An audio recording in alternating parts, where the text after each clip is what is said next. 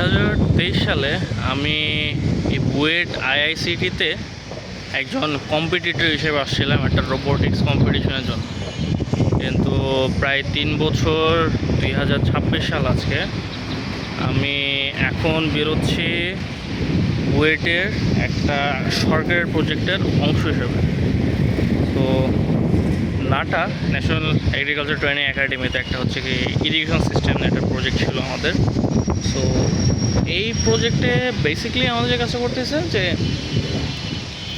আপনার কৃষিখাত যেখানে করতেছে বা ক্ষেত যেখানে করতেছে আপনার রিসার্চ করার জন্য অটোমেটেডলি আপনার পানি দেওয়া সেচ দেওয়ার ব্যবস্থা, আবার হোম অটোমেশন অ্যাপ্লায়েন্সের ব্যবস্থা। সো এখানে আমি এখানে হচ্ছে কি মেম্বার রিক্রুট বা হচ্ছে কি মানুষ রিক্রুট করতেছিল যারা আসলে এই টেকনোলজি বা এগুলো নিয়ে কাজ করে। So I was one of them. আমি অ্যাপ্লাই করলাম, আমার একটা ইন্টারভিউ না হলো এই আইআইসিটিতেই। দেন গ্র্যাজুয়ালি আমার হচ্ছে কি আসলে কিছু কাজ দেখলো, তারপর আসলে আমি পুরোপুরি একটা প্রজেক্টে ইনভলভ হতে পারলাম। আমার এই প্রজেক্টে লাস্ট ধরেন আমাদের যারা এখানে কাজ করতেছে তাদের সকল হিসাব নিকাশ ক্লোজ করা পর্যন্ত আজকে প্রায় 4 মাস হয়ে গেছে।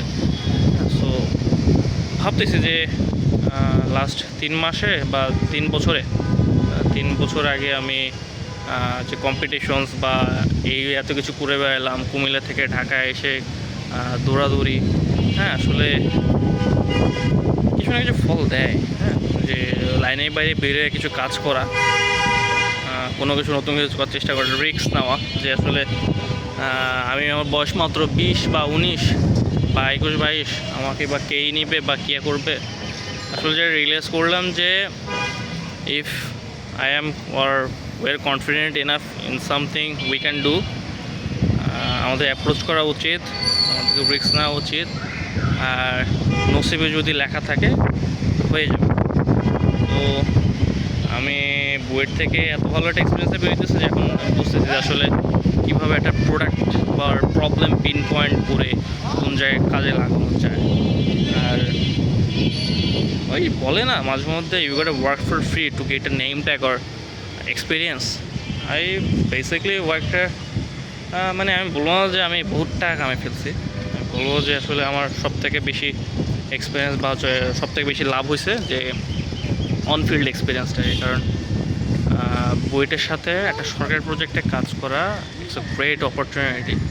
আল্লাহ নসিবে দিছে, তাগুলো হয়েছে আর কি। সো আমি বলবো যে রিচ আউট করা উচিত আমাদের নতুন অপরচুনিটিস কাছে।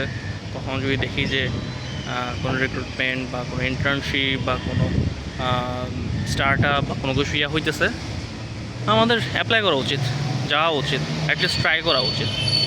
করলে ভালো খারাপ কোনো একটা আউটপুট আসবেই, ফেল করলে শেখা যাবে, শেখানো যাবে, তাই তো।